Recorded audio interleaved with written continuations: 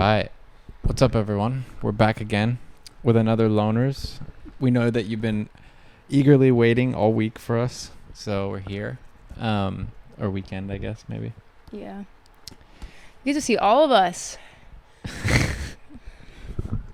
So I feel like the camera angle's off, but it's okay. I'm too lazy to fix it. welcome to episode 107, baby. Roll that intro.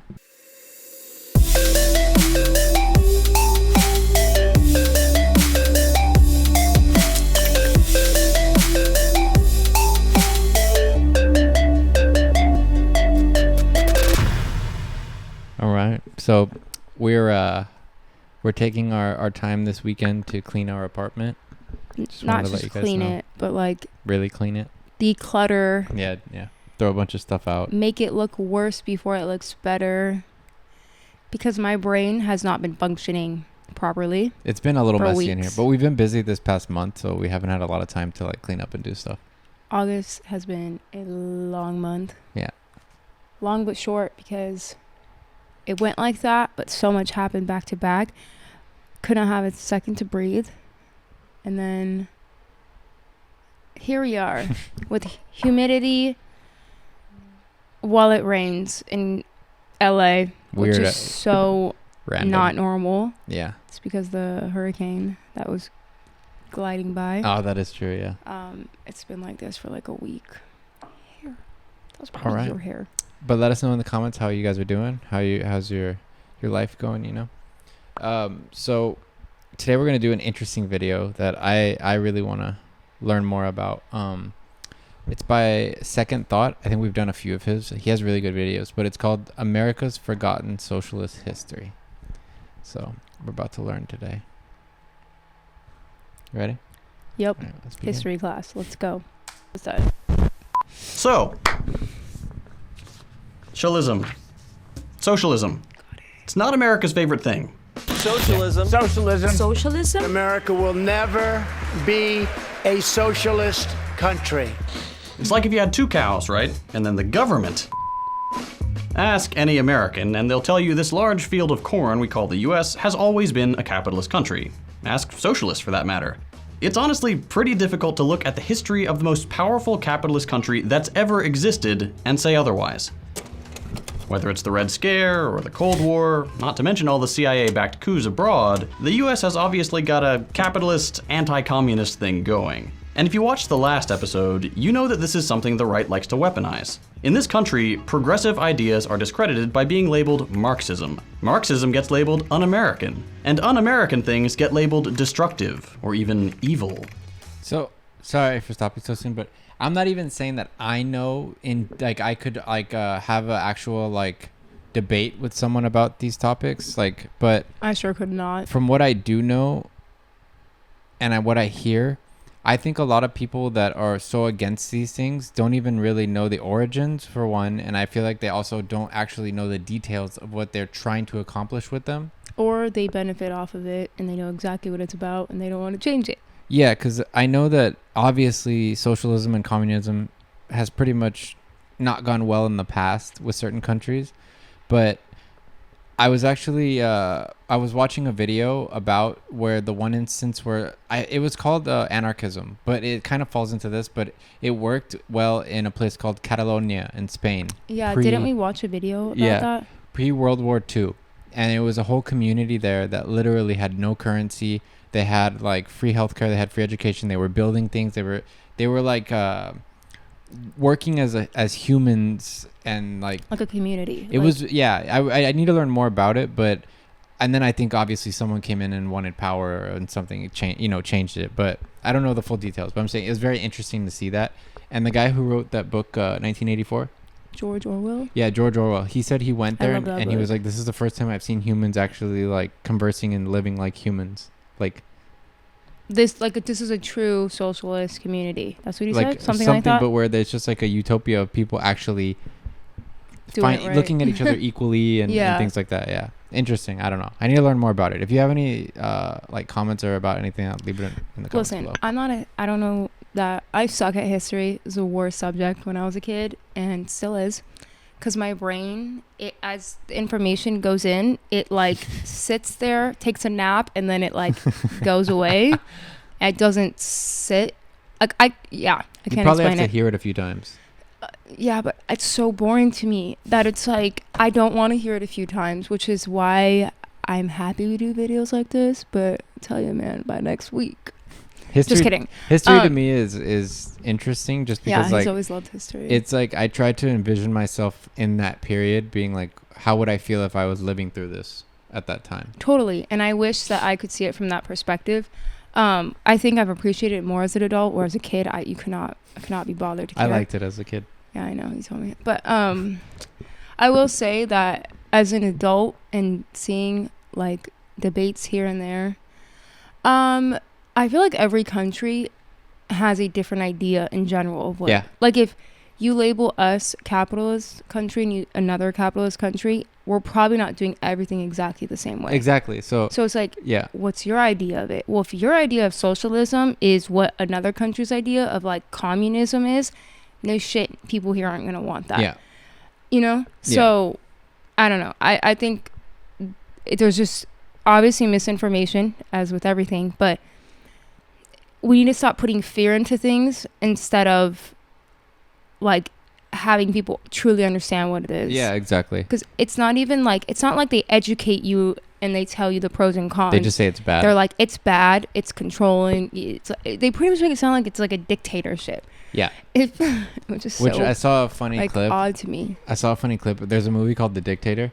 And he's trying to like get people from the United States to like buy into a dictatorship over there in the other country. And he's like, come on, dictatorships are so great. You can give people, you can strip people of their human rights of healthcare and housing, and you can feed them chemicals, and you can do this and that. And I'm like, it's just everything that's in the US. But yeah, I just think that people should work together more to make a balance of capitalism and socialism, because I think that that's where society will be good, is keeping capitalism out of certain fields like healthcare and education and, you know, things like, well, like if they make profit, that should go back into a community type of thing. It shouldn't just go into pockets of like wealthy people.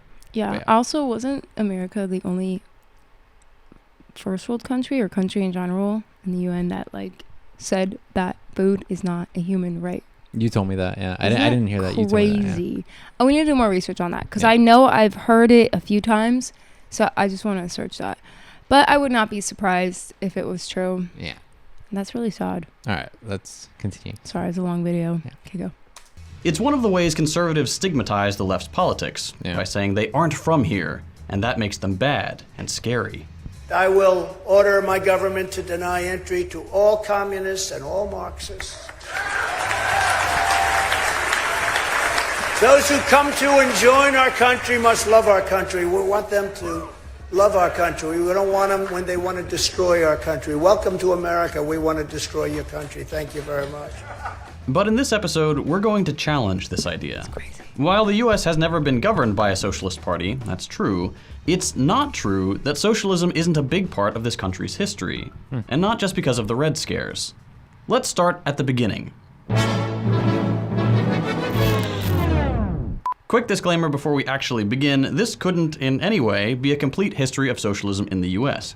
There's just way too much for one video, which kinda tells you everything already. But anyway.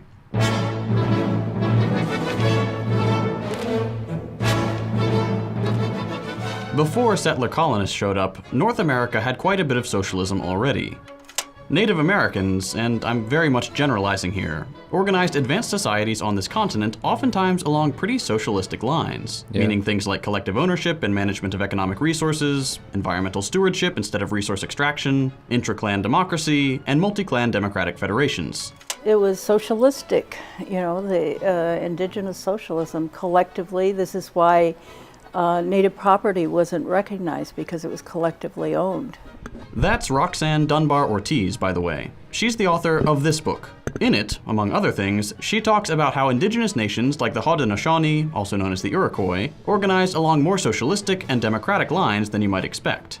Dunbar Ortiz specifically mentions how this allowed Native Americans to thrive for centuries. I bet. When, by contrast, some European colonizers in the early 60s. Well, it's because they all, like, in one way or another depend on each other, so you're not trying to exploit and fuck over each other. Yeah. You need each other to survive. And also, it almost subconsciously incentivizes people to want to do Respect. their part. Oh yeah, for You know sure. what I mean? Because you feel equal. You're like, this is just You feel it's as much purposeful. mine as yours. Right. Yeah. 1800s had to resort to cannibalism and coprophagy. Please know don't what Google that that is. word. According to this famous book by Howard Zinn. Not only was all this happening right here, it's been argued by historians and even recognized by Congress that the Haudenosaunee Constitution actually influenced parts of the US Constitution. So beyond just happening in the same place, this history had some bearing on our current government. Though, admittedly, not that much, because, well, we'll get to that. Anyway, calling pre-European America socialist is a bit of a stretch, no doubt about it. North American societies before the Crackening were incredibly different from one another. They had important shortcomings relative to contemporary socialist politics, and socialism would just have to look very different today, post-industrial revolution. It's interesting, and to this day, socialist politics continue to inspire indigenous activism in the US, with groups like the Red Nation, for example. And vice versa. Marx's ideas of communism, particularly later in his life, drew inspiration from Native American politics. While the Native American genocide did a lot to limit this influence, the US's place in socialist history is actually pretty important. But it obviously doesn't stop there. Let's fast forward a bit to the 1800s. In the US, the early 1800s were a bit of an experimental time for socialists. All across the country, a number of communities sprang up following utopian socialist principles, meaning experiments in creating socialist societies within capitalism. No overthrowing. There was Robert Owen's New Harmony in Indiana, George and Sophia Ripley's Brook Farm in Massachusetts, the North American Phalanx in New Jersey. The Shakers had communities all over the US, and you get the idea. These small communities were organized according to a number of socialist principles, like equality and communality, and they developed around the same time as, slightly before, famous socialist theorists Proudhon and Marx started their inquiry into capitalism and socialism. Rather impressively, some of these experiments lasted quite a long time, however, never at a very large scale. In parallel, though, you had the organized labor movement. From the 1820s to the 1860s, union organizations began to pop up all over the place and started gaining a national scope. First with the National Printers Union, then other unions of craft workers, then trades assemblies and councils and federations, all of which brought unions together under one big umbrella. In 1881, craft... I wonder how much of those unions that they were able to form during that time period actually still exist today, or if they've gotten rid of them over time. I mean, yeah, I don't. You know what I mean? Yeah. It's interesting. I wouldn't see that they would still be here, but maybe, I don't know. Yeah. Oh, well, I guess when, obviously, after a certain period of time when things go digital or other things, they don't need to pay people or have people doing that job. Some of these jobs are still, they still exist. Yeah, but I mean, like, nowadays they replace a lot of these things with machines. Yeah. So they but don't, people have to operate machines. to an extent, yeah. Yeah. Yeah. Unions established the Federation of Organized Trades and Labor Unions of the United States and Canada. And eventually, they realized long names are dumb, and they renamed it to the American Federation of Labor, or AFL, which actually still exists. Today, in 2023, the AFL-CIO is the largest union federation in the US, at 12.5 million members. Wow. And although there's a lot to say about it, both then and now, its place in American socialist history is incredibly important, as we'll see in a second. Around this time, you also had massive organizations like the Knights of Labor, which started in 1869 as a secret pro-labor society for workers and non-workers. By 1886, it had grown to over 700,000 members in just over 15 years. And if the date 1886 feels familiar to you, that might be because it's the year of the Haymarket Massacre. Haymarket If you've never heard Massacre? about it before, Haymarket was a key moment in socialist history, when several hundreds of thousands of workers from the AFL and the Knights and other organizations went on strike to demand the 8-hour workday all across the US. And in Chicago, at Haymarket Square, they were met with police officers' bullets. Damn. Because at this time, socialist and anarchist politics were not just well established in workers' movements, those movements were now well organized, and most importantly, they were big. Just massive unions. This frightened the American ruling class of industrial capitalism. I did hear, and one of the things I was watching, because I was watching like Oxford debates and other stuff, and anarchism was very popular around this time because they were just saying like we don't need authoritative figures, like we don't need it, like we can work ourselves as a community without it. Yeah, I mean. And I honestly kind of like find some type of like, I like that idea. Capitalist, which up to that point, you can imagine was pretty happy paying workers close to nothing and making them clock 60-hour work weeks.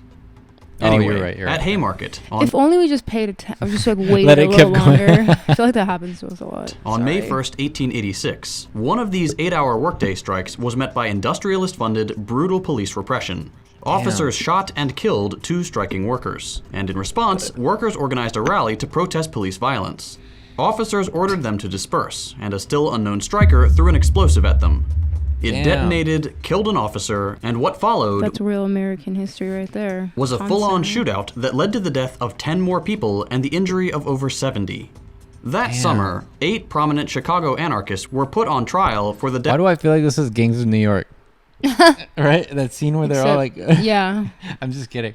But I feel like obviously at this time, people were way more aware as a community that it was in the Constitution to uprise against the like. Yeah, things. they definitely took advantage of that. Yeah. Yeah. Now we're too comfortable. We're so comfortable now. I think a lot of it has to do with our phones and yeah, the we have so internet many and- distractions. Yeah. Like we're too tired to think about something. Just go on your phone, go on Instagram, TikTok, whatever. Yeah.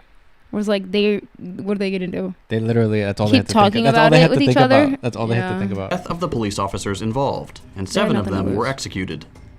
Damn. Today, that strike, the massacre, and the executions are the big reasons we have International Workers' Day on May 1st.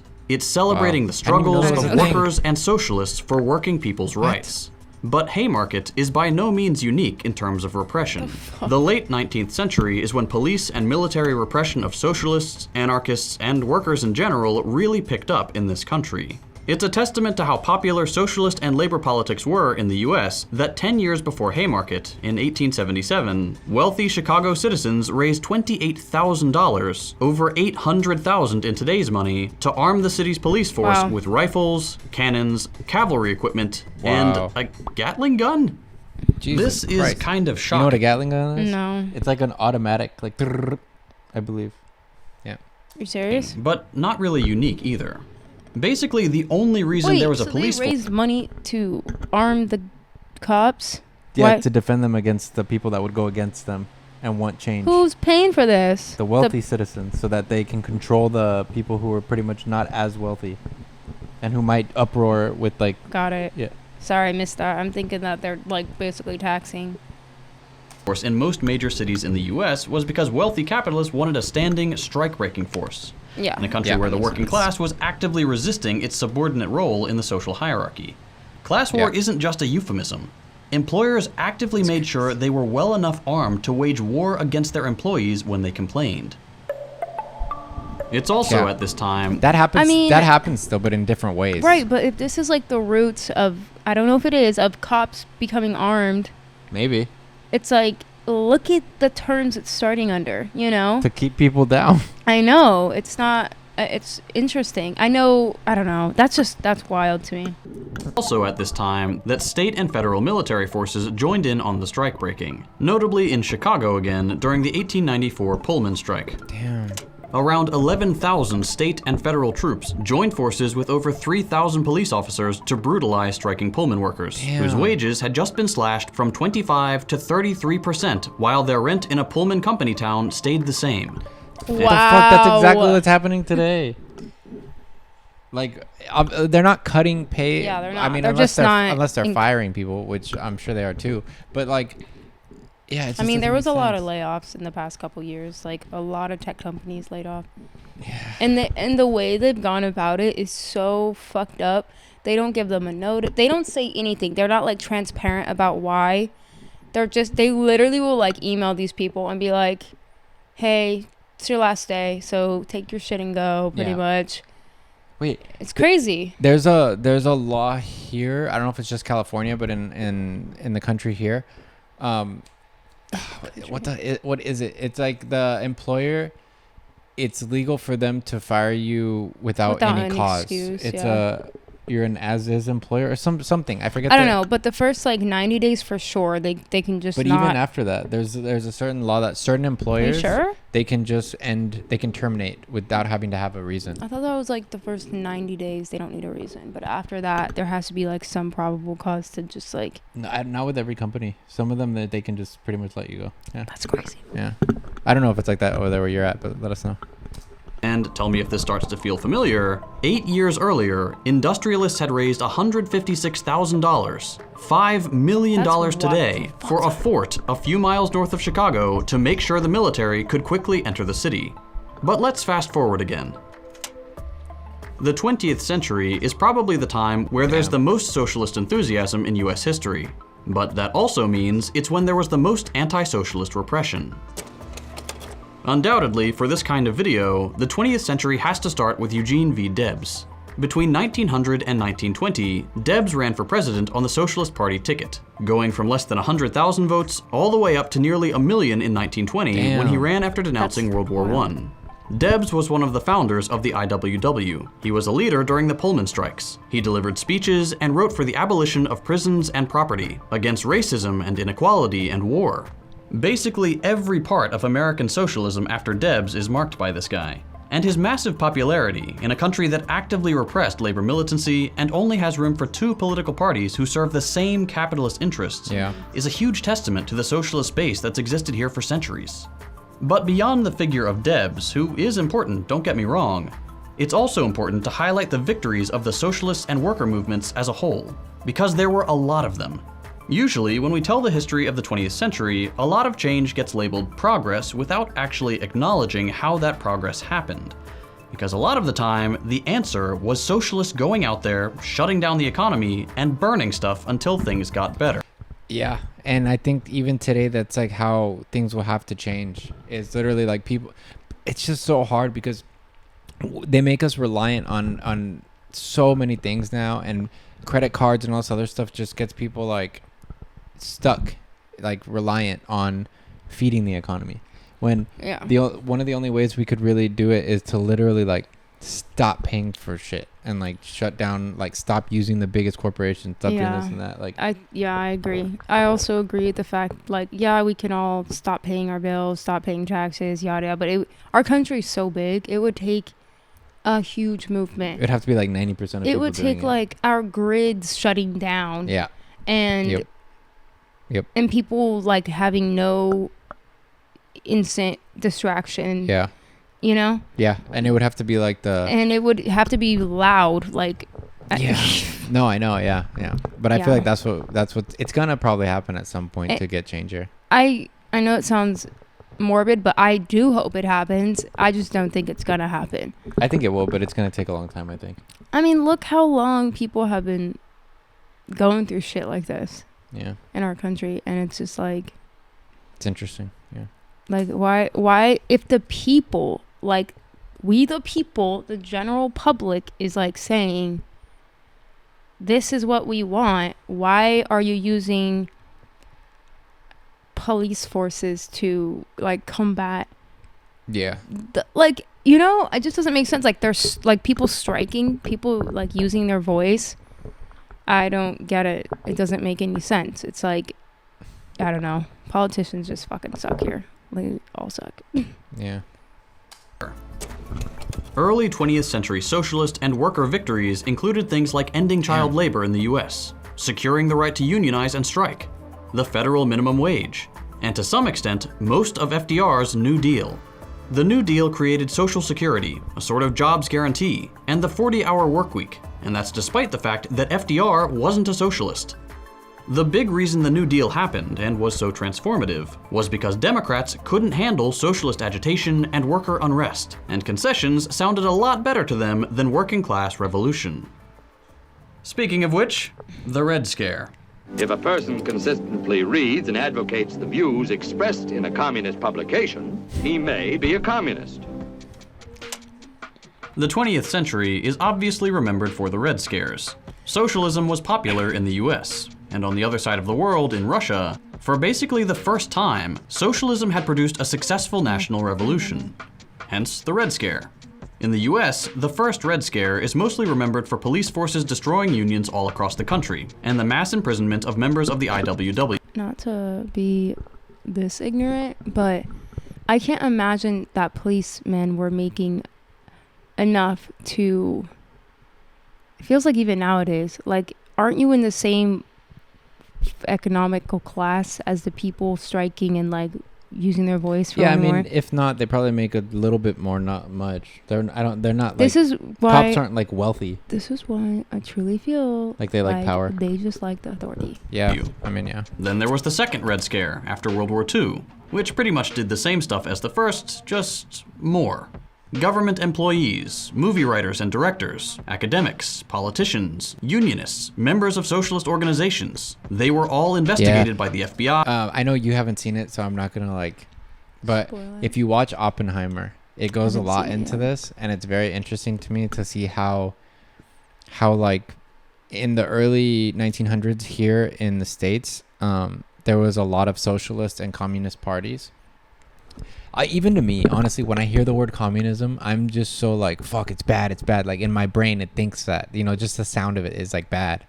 But I think the people who manipulated the actual starting point of it into like a power grab, and they got, you know, they ruined it a lot because they just let power take over. You know what I mean?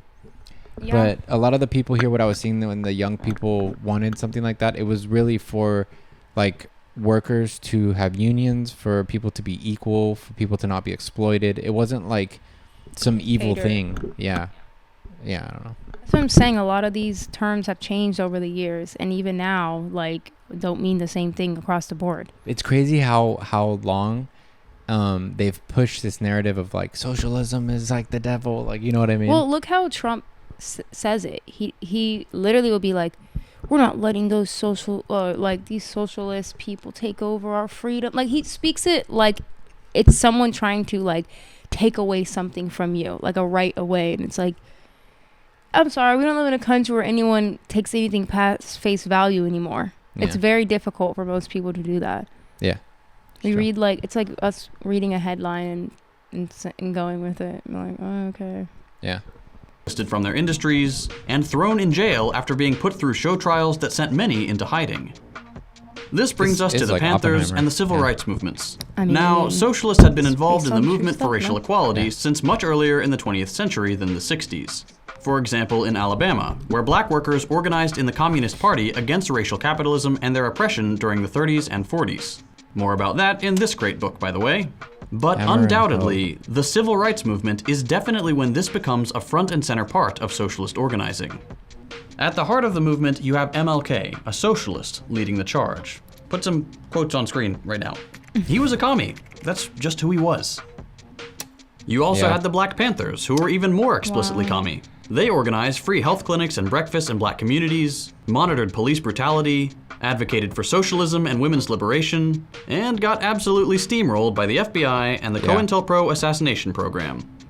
You also had the gay liberation and feminist movements gaining ground around the same time, and they too had a strong anti-capitalist element to them in their attacks on patriarchy and heteronormativity. Then there's the anti-globalization, anti-neoliberal protest of the 90s. Then Occupy, then BLM, then Bernie, then BLM again, and on and on. Then burning. To summarize this whole video, basically, at any point in US history you want to look, you'll find incredibly popular socialist movements, even at a cursory glance in a short video like this. And when you consider the effect these movements had on society, the rights they clawed from capitalist hands, it's impossible not to see socialism as a huge part of why the US is the way it is. In a good way, like we have a weekend and children aren't in the mines anymore. Socialists have historically been responsible for pushing the progressive wing of the political rule. And I know it was a tough time and violent time back then, but it seems like people fucking stuck together for things and really got up and made a point about things, and they fought for them. Yeah.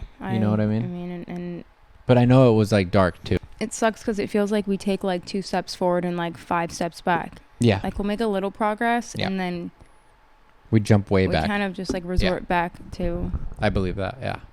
It's annoying. Yeah. Ruling class to compromise, because when they didn't, the working class in this country fought back. All this to say that socialist politics aren't some kind of new thing, nor some un-American foreign import. Not that either of those should be a bad thing. It's just that socialism is so well established here, and has been for so long, that you couldn't possibly keep pretending that the US doesn't have a proper socialist history. It's simply been forced back time and again by the brutal agents of capital. This Yeah. ideology is no more imported than Adam Smith's or John Locke's ideas of liberal capitalism. But like Marx said, the dominant ideas of every era are the ideas of the ruling class. And the ruling class Facts. doesn't want to give up the wealth and power they accumulated and built an entire system around way back in their bourgeois revolution. But you've acquired and accumulated this off the backs of people Exploitation. that are fighting to fucking have even a little taste of what they've provided for you. Yeah.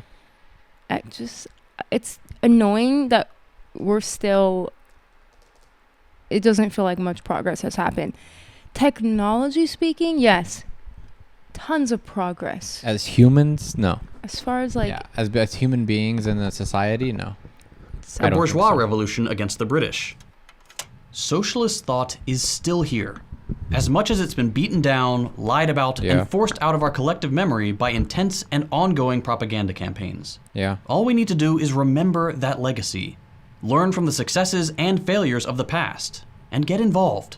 You have a branch of a socialist organization near you. Join it.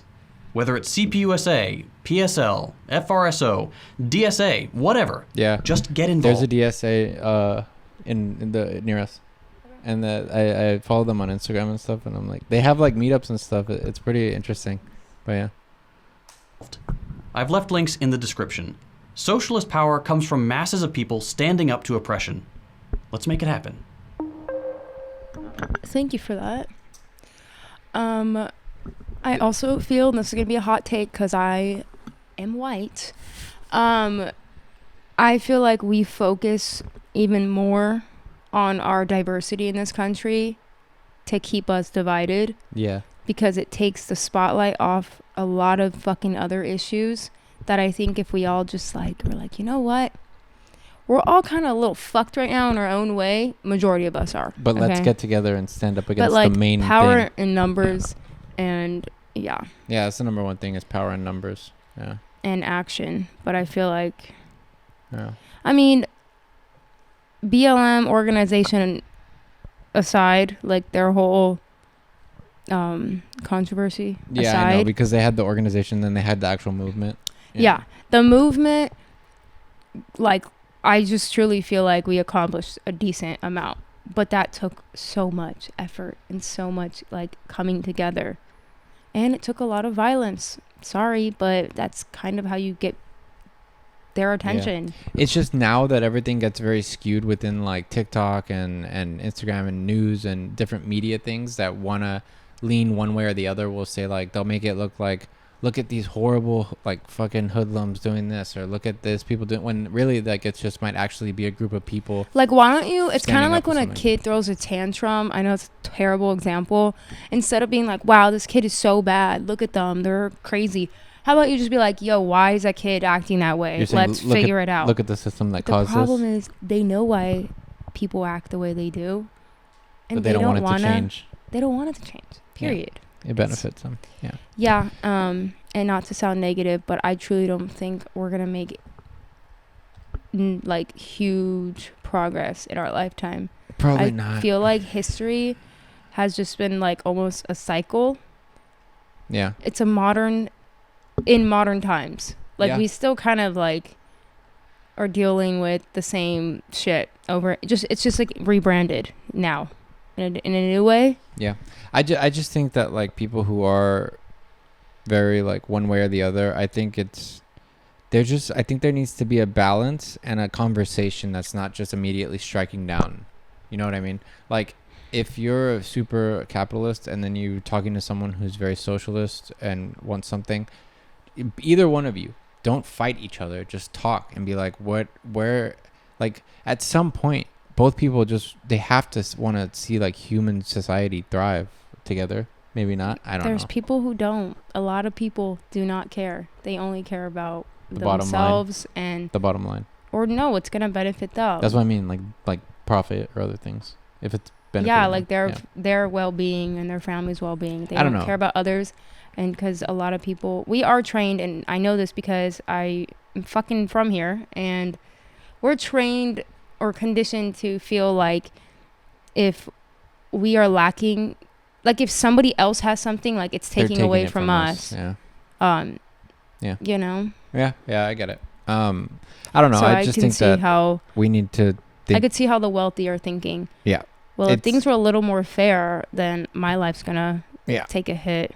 Yeah, I know. But it's like at some point we have to be less individualistic and be like, there's a community and a society here, and it's gonna go to shit if we don't. It will think never go to together. shit for the people up there. It will never go to shit for them unless we fucking Like it has have so, a revolution or so something.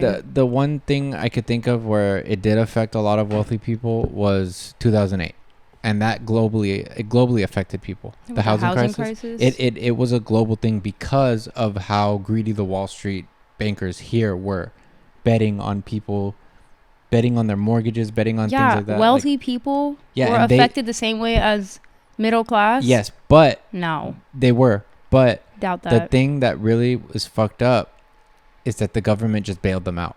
They lost So so much. they didn't affect them the same way. It would have if the government didn't bail them out. So it did not affect them the same way. No. But I'm saying like they got like a very like small little taste didn't of how it affect them the affected same them. way. But then they got like pretty much like, oh, no worry, we'll pick you up out of there. You're good.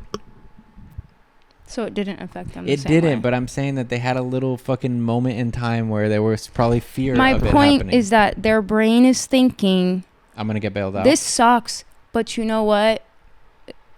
Look, capitalism helped me, bailed me out. So it works for them. Some people genuinely can't see that.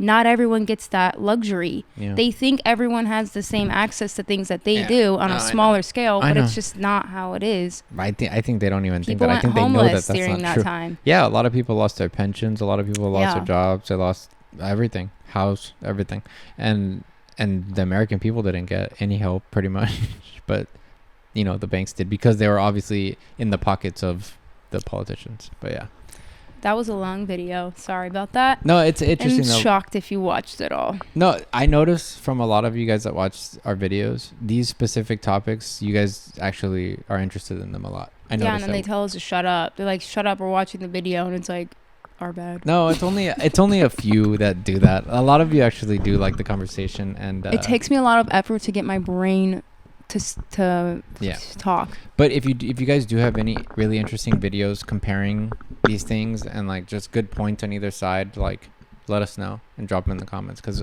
this is really interesting, and we might not react to them, but I just want to watch it on my free time.